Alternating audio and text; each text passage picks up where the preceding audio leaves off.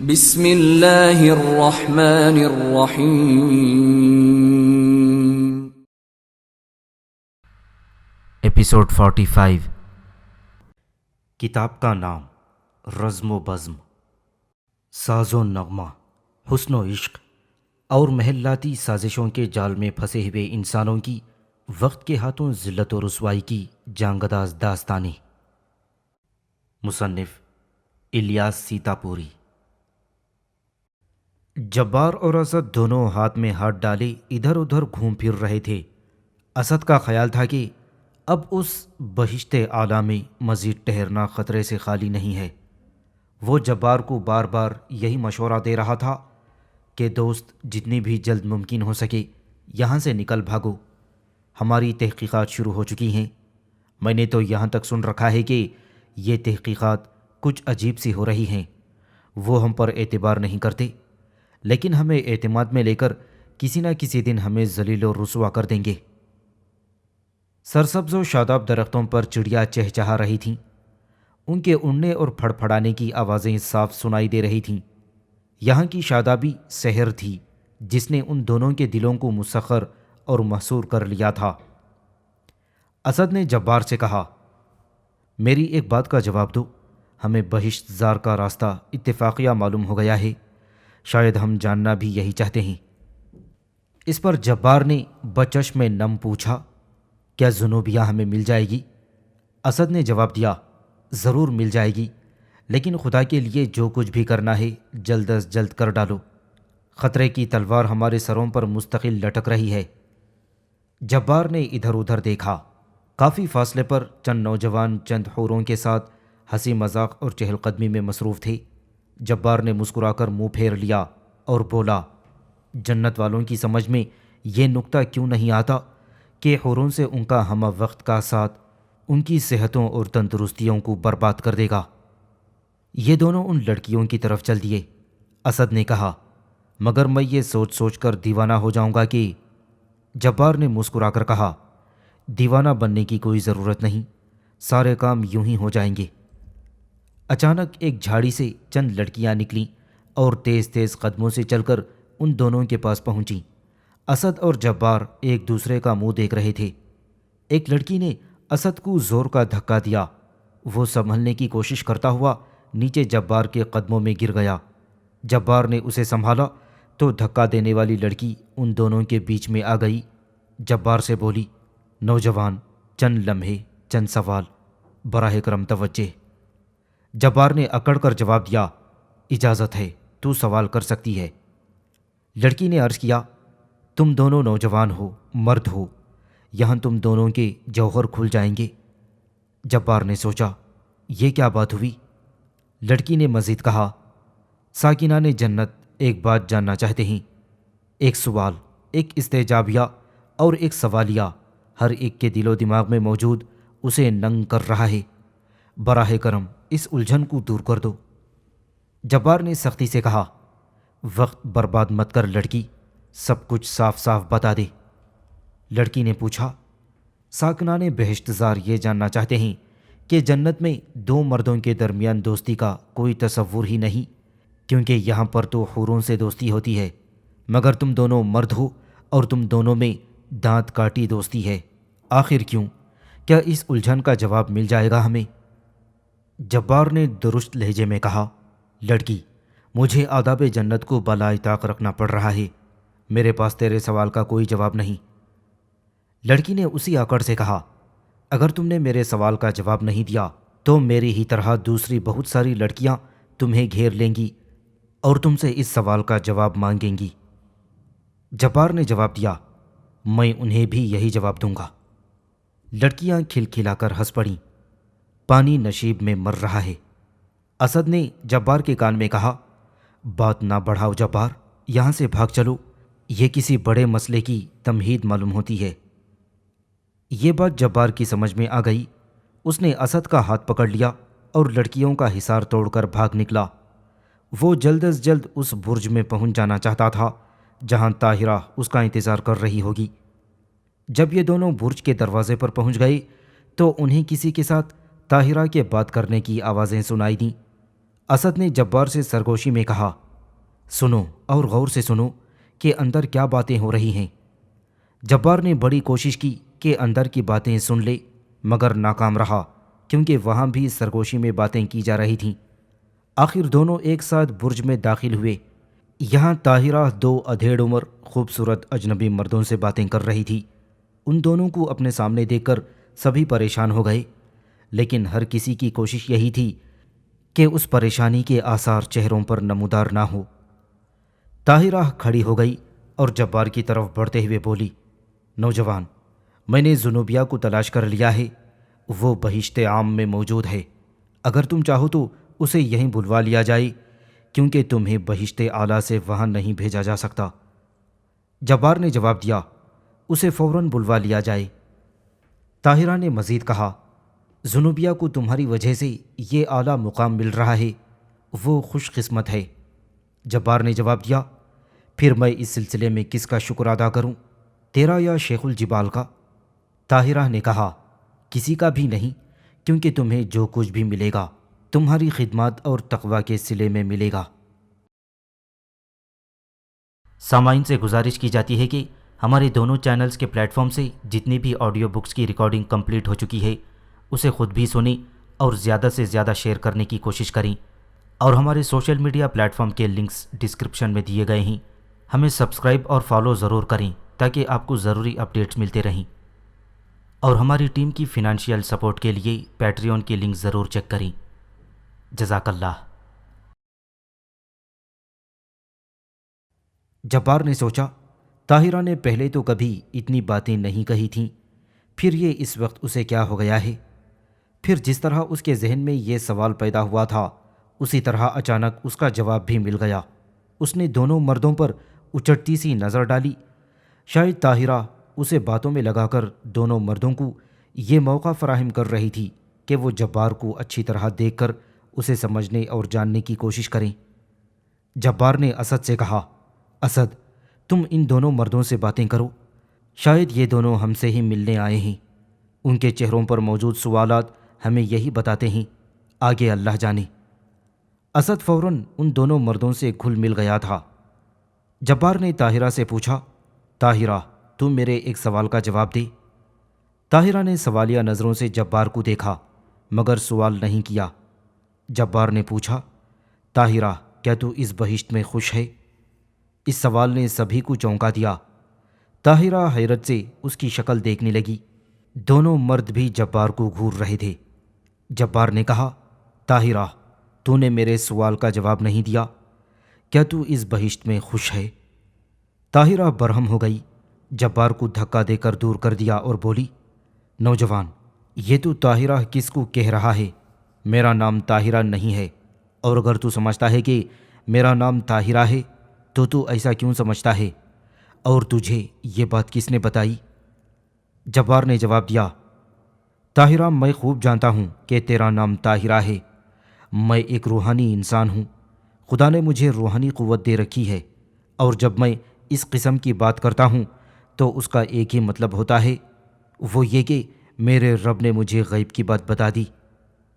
طاہرہ نے سختی سے انکار کر دیا، لیکن میں کہتی ہوں کہ میرا نام طاہرہ نہیں ہے۔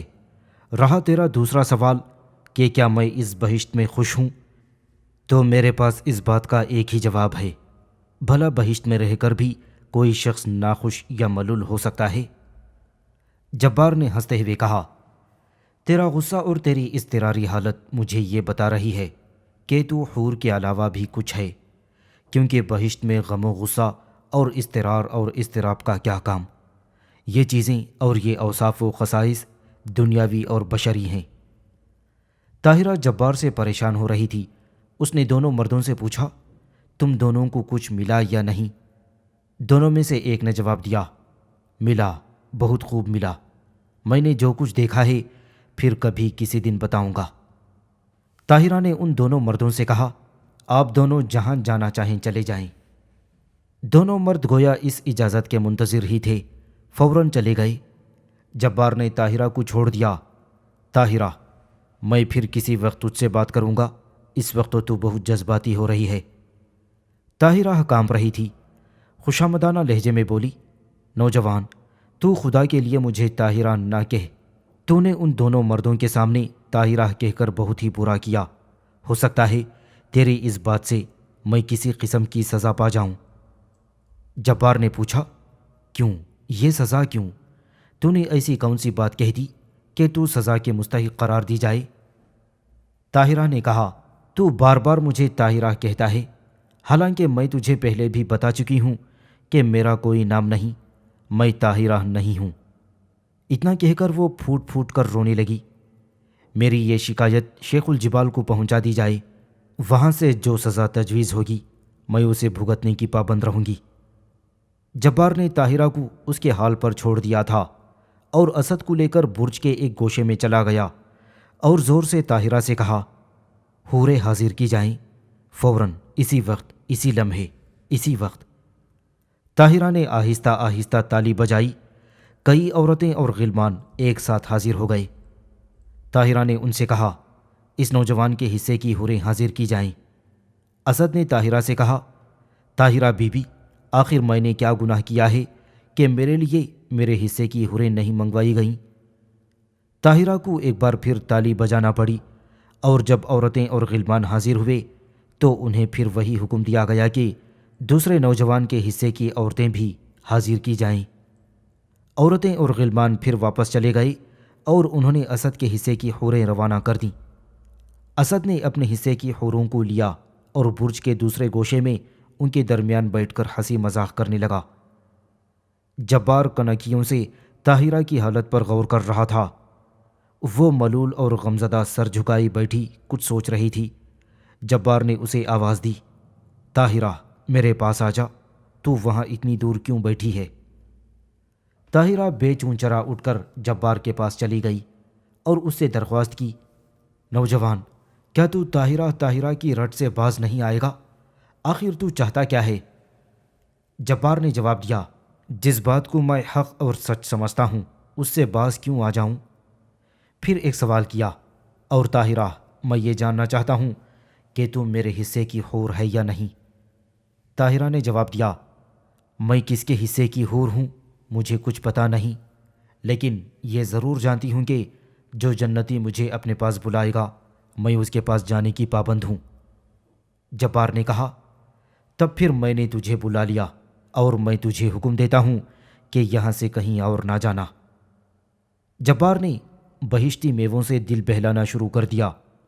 اس کے آگے خشک میوے کا ڈھیر تھا۔ وہ خشک میوہ کھائے جا رہا تھا اور طاہرہ سے باتیں کرتا جا رہا تھا۔ اس نے حوروں کو حکم دیا: حوروں، میں تمہیں حکم دیتا ہوں کہ طاہرہ کا دل بہلاؤ، یہ آج ملول اور غمزدہ نظر آتی ہے، معلوم نہیں کیوں۔ طاہرہ چیخ پڑی: تم خدا کے لیے مجھے طاہرہ نہ کہو ورنہ میں پاگل ہو جاؤں گی۔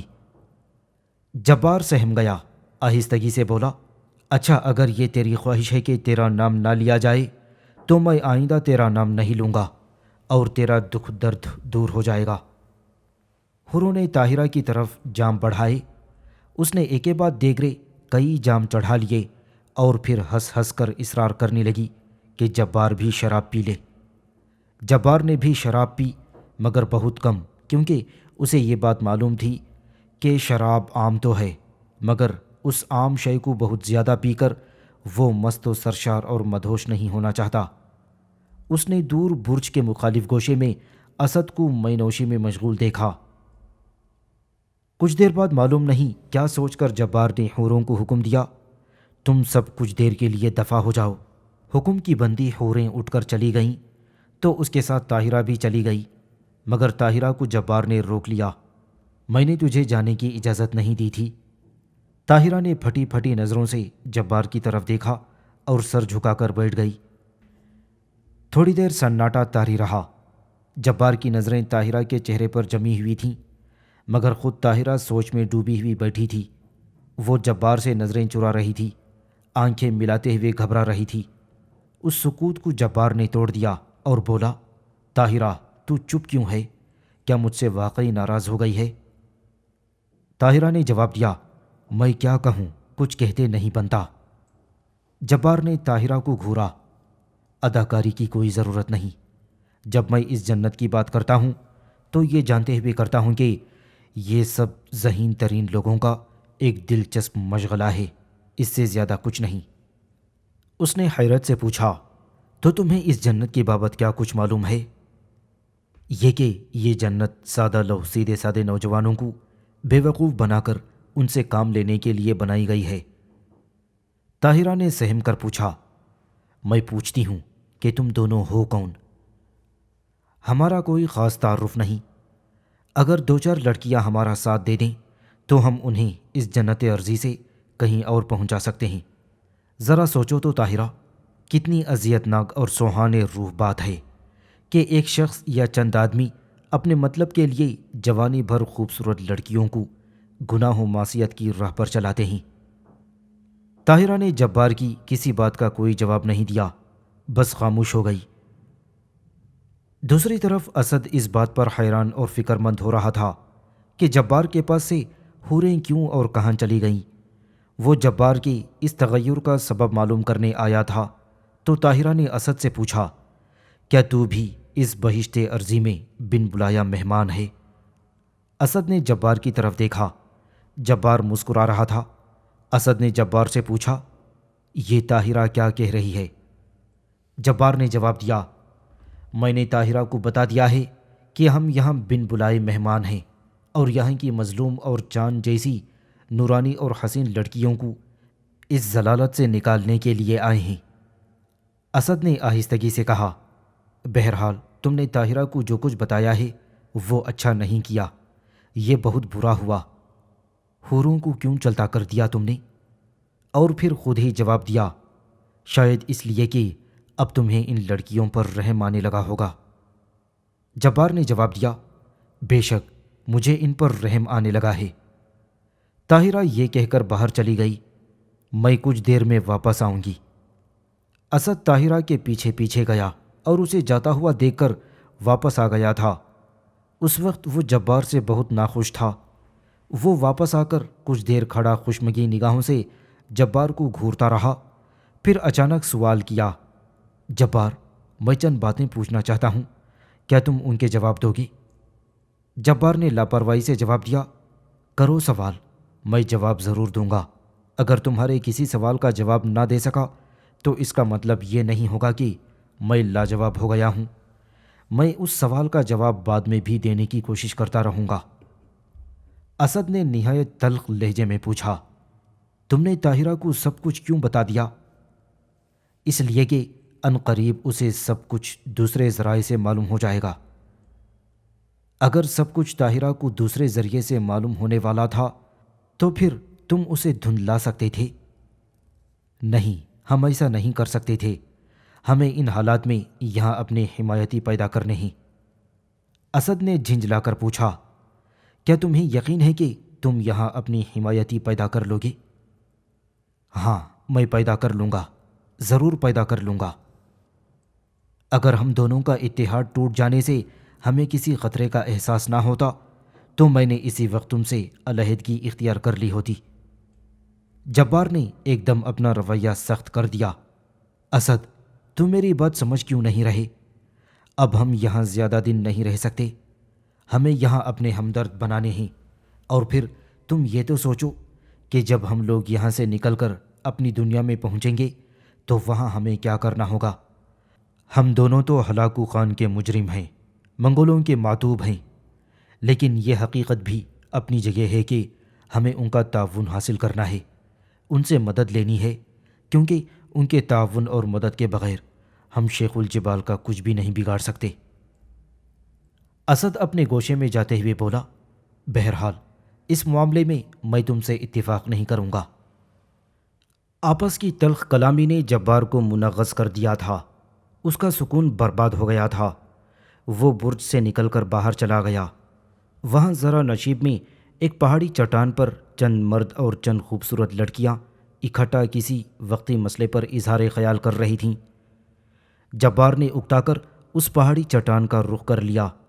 پہلے تو اسے اس ہجوم میں جاتے ہوئے ہچکچاہٹ اور رکاوٹ سی محسوس ہوئی، مگر اب اٹھتے ہوئے قدم واپس نہیں ہو سکتے تھے۔ اس نے اپنے دل میں سوچا، ہو رہے گا کچھ نہ کچھ، گھبرا میں کیا۔ جبار اس ہجوم میں داخل ہو گیا۔ ہجوم نے جبار کو دیکھا تو سرگوشیوں میں باتیں ہونے لگیں۔ وہ سرگوشیاں بھی کر رہے تھے اور جبار کو بھی دیکھ رہے تھے۔ جبار نے ہجوم سے پوچھا، یہاں یہ مجمع کیوں لگا ہے؟ کسی نے بھی جبار کو جواب نہیں دیا اور وہ سب آہستہ آہستہ وہاں سے کھسکنے لگے۔ جبار نے ایک نوجوان زہد شکن حسن کی مالک حسینہ کو بال بکھرائے اس حال میں کھڑا دیکھا کہ اس کے دونوں رخساروں سے خون جاری تھا، اور اس لڑکی سے 10-12 قدم دور ایک نوجوان کھڑا تھا۔ شاید وہ نشے میں تھا۔ اس کے ایک ہاتھ میں شراب تھی اور دوسرا خالی تھا۔ اس نے غصے کی حالت میں لڑکھڑاتے ہوئے لڑکی کی طرف بڑھنا شروع کر دیا۔ ہم دونوں کے معاملے میں کوئی اور کیوں بولے؟ چل میرے ساتھ گھر چل، بہشت زار کے اس گوشے میں جو ہمارے لیے مختص کر دی گئی ہے۔ جبار نے آگے بڑھ کر لڑکی کا ہاتھ پکڑ لیا اور بولا، لڑکی تو میرے ساتھ چل، ان برے لوگوں سے دور، الگ تھلگ میرے ساتھ چل، تو میرے ساتھ رہ کر بڑی خوشی محسوس کرے گی۔ لڑکی نے کوئی جواب تو نہیں دیا، مگر جبار سے ہاتھ ضرور چھڑا لیا۔ اسی عالم میں اچانک ایک 35-36 سالہ نوجوان جبار کے پاس آ گیا اور یہاں بے تکلفی سے اس کے کاندھے پر ہاتھ رکھ دیا اور پوچھا، جبار تو یہاں کہاں؟ جبار نے اس شخص کو دیکھا تو شکل جانی پہچانی لگی۔ بالکل پہچان لینے میں زیادہ دیر نہیں لگی تھی۔ یہ شخص اسے ہلاکو خان کے لشکر میں نور محمد حداد کے ہاں مل چکا تھا۔ جبار اس کا نام نہیں جانتا تھا، لیکن جبار گھبرا گیا اور پوچھا، اور تو یہاں کہاں؟ اس شخص نے جواب دیا، میں شیخ کی مہربانی سے یہاں آ گیا ہوں۔ مگر تم یہاں کیسے آ گئے؟ کیا شیخ الجبال کی مہربانی سے؟ ہاں، شیخ الجبال کی مہربانی سے۔ اس شخص نے کہا، میرا نام رضوان ہے۔ میں نے سنا ہے ہماری بہشت میں چند نوجوان شیخ الجبال کی اجازت یا علم کے بغیر ہی داخل ہو چکے ہیں۔ تم تو صاحب کشف ہو، ذرا مکاشفے سے معلوم تو کرو کہ وہ کون لوگ ہیں جو شیخ کی مدد کے بغیر ہی داخل ہو گئے ہیں۔ جبار کو ایسا لگا گویا یہ سب کچھ اسے سنانے کے لیے کیا جا رہا ہے۔ اس نے جواب دیا، میں کوشش کروں گا کہ مکاشفے سے تیرے سوالوں کا جواب حاصل کر لوں، مگر تو کہاں ٹھہرا ہوا ہے؟ کیا ہماری دوبارہ ملاقات نہیں ہو سکتی؟ رضوان نے جواب دیا، میں یہاں قریب ہی اس سامنے والے نیلے برج میں مقیم ہوں، وہ جو نیلا برج سامنے نظر آتا ہے۔ جبار نے اس نیلے برج کو دیکھا، وہ جبار کے برج کے عین مقابل تھا۔ ٹھیک ہے، اس وقت تو میں چلتا ہوں، شاید میں کل تم سے ملنے کی کوشش کروں گا۔ پھر جبار وہاں سے چلا آیا۔ اب وہ اپنے برج میں جاتے ہوئے گھبرا رہا تھا، لیکن اسد سے ملاقات اب اور زیادہ ضروری ہو گئی تھی۔ وہ سیدھا اپنے برج میں داخل ہو گیا اور اسد کو تلاش کرنے لگا۔ اسد بھی کہیں جا چکا تھا، لیکن اب طاہرہ آ چکی تھی۔ جبار نے طاہرہ سے پوچھا، یہ اسد کہاں چلا گیا؟ اس نے جواب دیا، پتہ نہیں، لیکن ابھی ذرا دیر پہلے جب میں یہاں آئی تھی اسد نہیں تھا۔ جبار نے واپسی کے لیے جیسے ہی منہ پھیرا، طاہرہ کھڑی ہو گئی اور بولی، ذرا ٹھہرنا تو، چند باتیں میری بھی سنتے جاؤ۔ جبار ٹھہر گیا، مڑ کر طاہرہ کے روبرو کھڑا ہو گیا۔ چند باتیں کرو، چند باتیں۔ طاہرہ نے کہا، آج ہی کافی دیر پہلے تم نے مجھے جو پیشکش کی تھی میں نے اسے مسترد کر دیا ہے۔ تمہیں میرا نام معلوم ہو گیا ہے اور تمہیں جنت کی حقیقت کا علم بھی ہو گیا۔ تم سمجھ رہے ہوگی کہ اس طرح تم مجھے بآسانی ورغلا لوگی، لیکن ایسا ناممکن ہے، ایسا نہیں ہو سکتا۔ میں حقیقی جنت نہ سہی ایک نام نہاد جنت میں تو مقیم ہوں۔ یہاں میں خوش ہوں اور ناخوش بھی، لیکن اگر کوئی ایسی ترازو ہو جس میں میری خوشی اور ناخوشی کو تولا جا سکے تو معلوم ہوگا کہ میں خوش زیادہ ہوں، ناخوش کم۔ ان حالات میں میں تمہارا یا کسی اور کا کس طرح ساتھ دے سکتی ہوں؟ جبار نے زور دیا، لیکن طاہرہ، یہاں معصیت ہی معصیت ہے، گناہ ہی گناہ ہے۔ تم جیسی شریف لڑکی کو یہاں سے نکل جانا چاہیے۔ طاہرہ نے سخت لب و لہجے میں کہا، لیکن میں یہاں سے نہیں جاؤں گی۔ صرف میں ہی نہیں، یہاں کی ایک لڑکی بھی باہر جانا پسند نہیں کرے گی۔ اس پر جبار نے کہا، بہرحال تم سوچ لو اور یہ بھی جان لو کہ عنقریب اس بہشت زار پر تباہی اور بربادی کے لشکر حملہ آور ہو جائیں گے۔ اس وقت تم پناہ کی تلاش میں ادھر ادھر بھٹکتی پھرو گی اور کوئی شخص بھی تمہارا ساتھ نہیں دے سکتا اور تمہیں پناہ نہیں دے گا۔ میں نے ہر پہلو پر اچھی طرح غور کر لیا ہے۔ میں اس ماحول اور اس زندگی کی عادی ہو چکی ہوں اور میں اس زندگی سے کنارہ کشی اختیار کر نہیں سکتی۔ جبار نے باہر جانے کے لیے منہ پھیرا اور بولا، اچھا پھر میں بھی ابھی واپس آتا ہوں اور اس موضوع پر بھی کھل کر گفتگو کروں گا۔ اس کے بعد یہ فیصلہ کیا جائے گا کہ تم جیسے بہانے چاہو تراش لو، لیکن تمہیں میرے یا ہمارے ساتھ ہی اس بہشت زار سے نکلنا ہوگا۔ طاہرہ کے ہونٹوں پر پھیکی سی مسکراہٹ کھیل گئی۔ من درچہ خیالم فلک درچہ خیال، کیا تمہیں یہ یقین ہے کہ تم تینوں اس بہشت زار سے بآسانی نکل جاؤ گے؟ کیا تمہیں فرار ہونے دیا جائے گا؟ شاید اب ایسا کرنا ناممکن ہو گیا ہے۔ جبار کے ہوش و حواس جاتے رہے۔ اس نے پوچھا، میرے یا ہمارے بارے میں بہشت والوں کو کیا معلوم ہے؟ طاہرہ نے جواب دیا، کسی کو کچھ پتہ نہیں کہ بہشت کے در پر متعین درباروں کو کس نے اور کس طرح ہلاک کر دیا۔ جب ان کی لاشیں سڑنے گلنے اور بدبو کے بھبکے بہشت میں داخل ہو گئے تو یہاں کے منتظمین کو فکر لاحق ہوئی تھی کہ بدبو کے بھبکے کہاں سے آ رہے ہیں۔ آخرکار چند آدمی دربانوں کی سڑی ہوئی لاشوں تک پہنچ گئے۔ اب انہیں دربانوں کے قاتلوں کی تلاش ہے۔ شاید انہوں نے معاملے کی نوعیت کو سمجھ لیا ہے اور اصل واقعہ معلوم کر لیا ہے۔ اس سلسلے میں انہوں نے حسن نامی ایک نوجوان کو گرفتار بھی کر لیا ہے۔ حسن نے ابھی تک اپنے ساتھیوں کی بابت کچھ بھی نہیں بتایا، لیکن پتہ ہی چلا ہے کہ حسن کے ساتھ 2 آدمی اور تھے، اور وہ 2 آدمی کون تھے؟ بس اسی سوال کا جواب معلوم کرنا ہے۔ جبار نے اپنی دونوں پنڈلیوں میں سنسناہٹ اور کمزوری محسوس کی۔ فدائیوں کے چھرے زہر میں بجھے ہوئے چھرے جبار کو اپنے پیٹ میں اترتے ہوئے محسوس ہوئے۔ اس نے پوچھا، یہ حسن کون ہے؟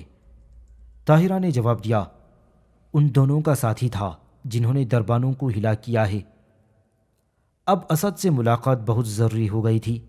باہر جاتے ہوئے کہا، میں ابھی آتا ہوں، ذرا اسد کو تو دیکھوں کہاں چلا گیا ہے۔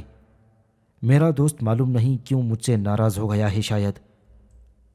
جبار اسد کو تلاش کرتا ہوا ایک آبشار کے قریب پہنچ گیا، جہاں سے آبشار کی چادر نیچے گر رہی تھی۔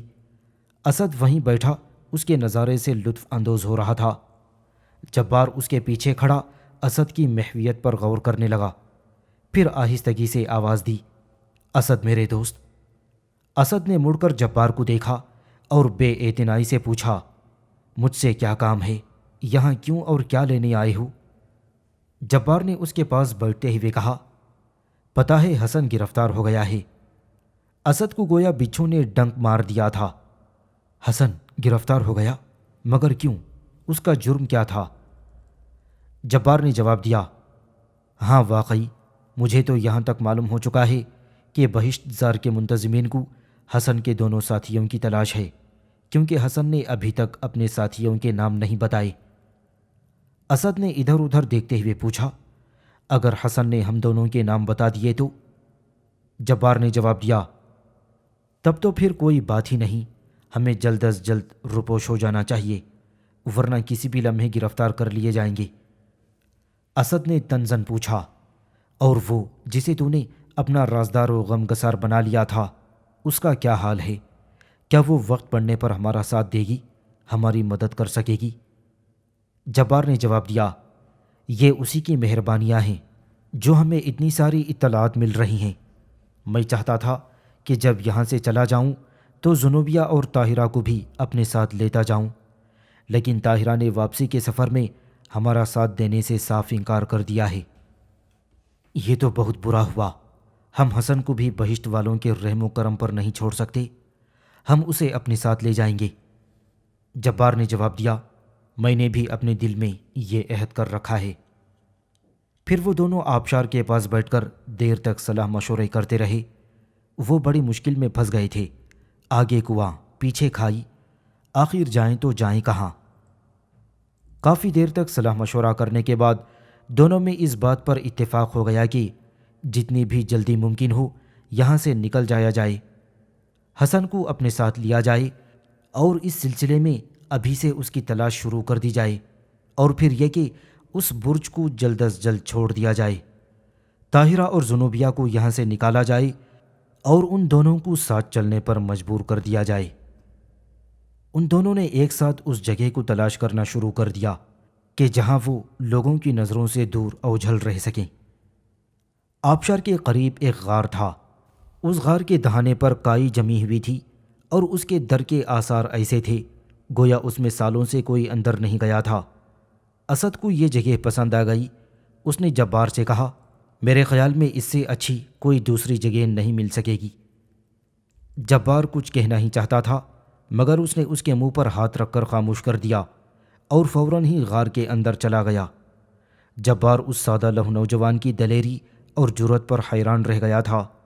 وہ کافی دیر تک اندر ہی رہا۔ اس کے بعد باہر آیا۔ جبار نے اس کے سر پر پیار سے چپت لگائی اور کہنے لگا، مجھے تو تیری دوستی پر ناز ہے، تیرے جیسا بہادر اور حوصلہ مند کوئی دوسرا کم از کم میں نے نہیں دیکھا۔ اسد نے جواب دیا، میں تنہا آدمی ہوں اس لیے موت سے نہیں ڈرتا۔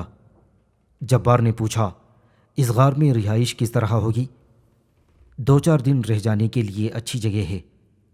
پھر ان دونوں میں یہ طے پایا کہ وہ نہایت ہوشیاری اور چوکنے پن کے ساتھ حالات و واقعات پر اپنی نظریں رکھیں گے اور اس وقت تک غار میں پناہ نہیں لیں گے جب تک کہ وہ غار کے باہر محفوظ اور خبردار ہیں۔ جبار کو زنوبیہ کا انتظار تھا۔ طاہرہ نے اس سے وعدہ بھی کر لیا تھا کہ وہ ایک نہ ایک دن زنوبیہ کو اس کے پاس لے آئے گی۔